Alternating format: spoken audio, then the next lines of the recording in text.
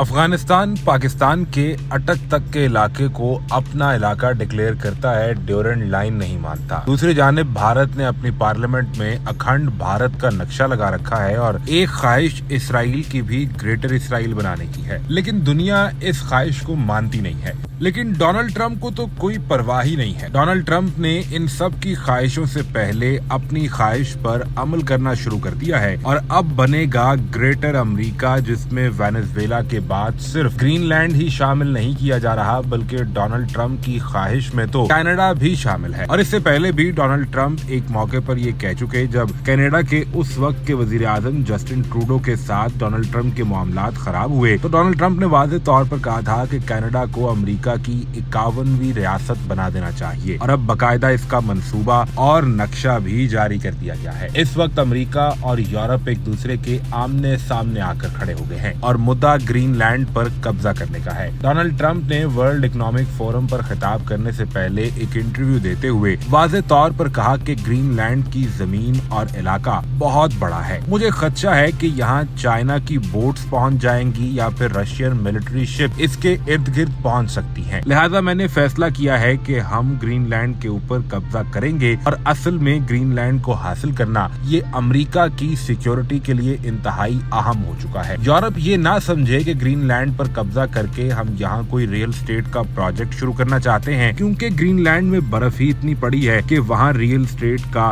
Project شروع کیا ہی نہیں جا سکتا۔ لیکن ڈونلڈ ٹرمپ نے یہ واضح کر دیا ہے کہ وہ گریٹر امریکہ کے خواب پر عمل کر رہے ہیں، جس میں وینزویلا اور گرین لینڈ کے بعد باقاعدہ طور پر کینیڈا کو بھی شامل کیا جائے گا، اور اس کی بنیاد پر اسرائیل بھی کوشش کرے گا کہ وہ اپنے گریٹر اسرائیل کے منصوبے کو پورا کر سکے، جس میں اسرائیل سعودی عرب اور گلف ریاستوں کو بھی اپنے حصے کے طور پر شو کرتا ہے، یعنی وہ سعودی عرب کے کچھ حصے پر بھی قبضہ کرنا چاہتا ہے اور گلف ریاستوں میں خاص طور پر مشرق وسطیٰ کے اندر وہ مکمل طور پر قابض ہونا چاہتا ہے۔ اور گریٹر امریکہ کا اگر یہ پلان پورا ہوتا ہے تو اس کو جواز بنا کر اسرائیل کے بھی پر نکل سکتے ہیں، اور صرف اسرائیل ہی نہیں بلکہ پھر اسے جواز بنا کر بھارت اپنی اکھنڈ بھارت کی ایک پرانی خواہش کو پورا کرنے کا خواب ایک بار پھر دیکھ سکتا ہے، اور یوں دنیا کے اندر ورلڈ آرڈر کے اب تبدیل ہونے کا وقت ہوا چاہتا ہے۔ یورپ اس وقت امریکہ کی اس خواہش کے ہرگز ساتھ نہیں کھڑا، لیکن یورپ کے لیے ایک بڑا مسئلہ نیٹو کے تحت فراہم کی جانے والی سیکیورٹی بھی ہے۔ اگر وہ کھل کر امریکی صدر ڈونلڈ ٹرمپ کے سامنے آتے ہیں تو یورپ کو اپنی سیکیورٹی کے لالے بھی پڑ جائیں گے، اور اگر